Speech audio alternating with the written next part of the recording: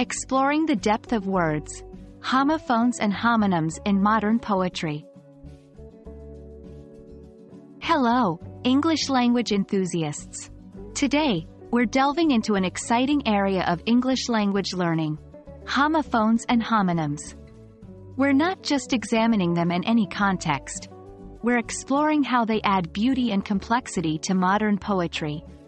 Homophones and homonyms are key to understanding and appreciating the intricacies of the English language, and poets often use them to add multiple layers of meaning to their work. Let's embark on this enlightening journey together. First things first, let's remind ourselves what homophones and homonyms are. Homophones are words that sound the same but may have different meanings and/or spellings, like right and right. On the other hand, homonyms are words that are spelled and pronounced the same but have different meanings, such as bark, the sound a dog makes, and bark, the outer covering of a tree. Now, let's see how poets use these language tools to their advantage. Homophones add a sonic unity to the poem while creating a divergence in meaning. This divergence creates intrigue and encourages the reader to ponder. A classic example is from W. H. Auden's poem, The Unknown Citizen, where birth and birth are used interchangeably.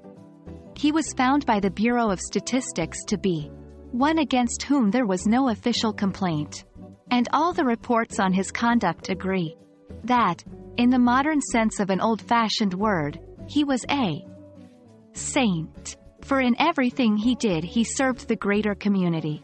Except for the war till the day he retired. He worked in a factory and never got fired, but satisfied his employers, Fudge Motors Inc. Yet he wasn't a scab or odd in his views, for his union reports that he paid his dues. Our report on his union shows it was sound, and our social psychology workers found that he was popular with his mates and liked to drink. The press are convinced he bought a paper every day, and that his reactions to ads were normal in every way. Policies taken out in his name prove that he was fully insured, and his health card shows he was once in hospital but left it cured.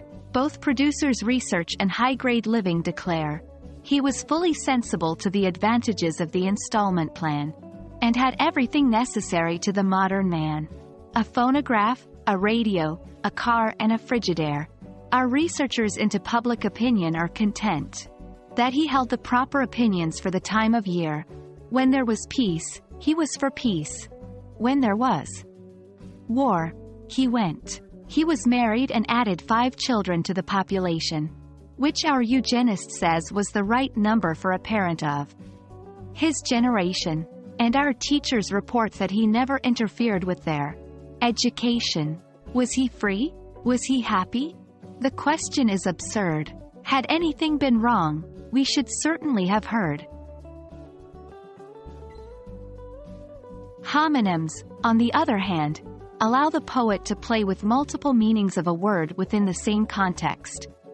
For instance, in Emily Dickinson's poem, My Life Had Stood, a loaded gun, bark, and bark are used to mean both the sound a dog makes and the outer layer of a tree. My life had stood, a loaded gun, in corners, till a day the owner passed, identified, and carried me away, and now we roam in sovereign woods. And now we hunt the doe, and every time I speak for him, the mountains straight reply, and do I smile, such cordial light upon the valley glow, it is as a Vesuvian face had let its pleasure through. And when at night, our good day done, I guard my master's head, 'tis better than the eider ducks deep pillow to have shared. To foe of his, I'm deadly foe. None stir the second time, on whom I lay a yellow eye, or an emphatic thumb.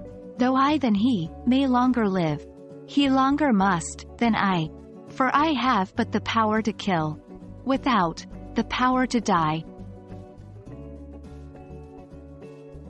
Exploring homophones and homonyms in modern poetry, we have ventured into a world where sound, meaning, and interpretation blend to create art. Remember, understanding these nuances will not only enrich your language learning journey but also enhance your appreciation of English literature.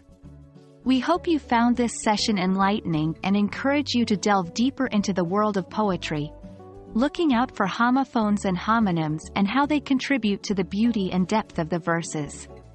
Happy exploring, and we'll see you in our next video.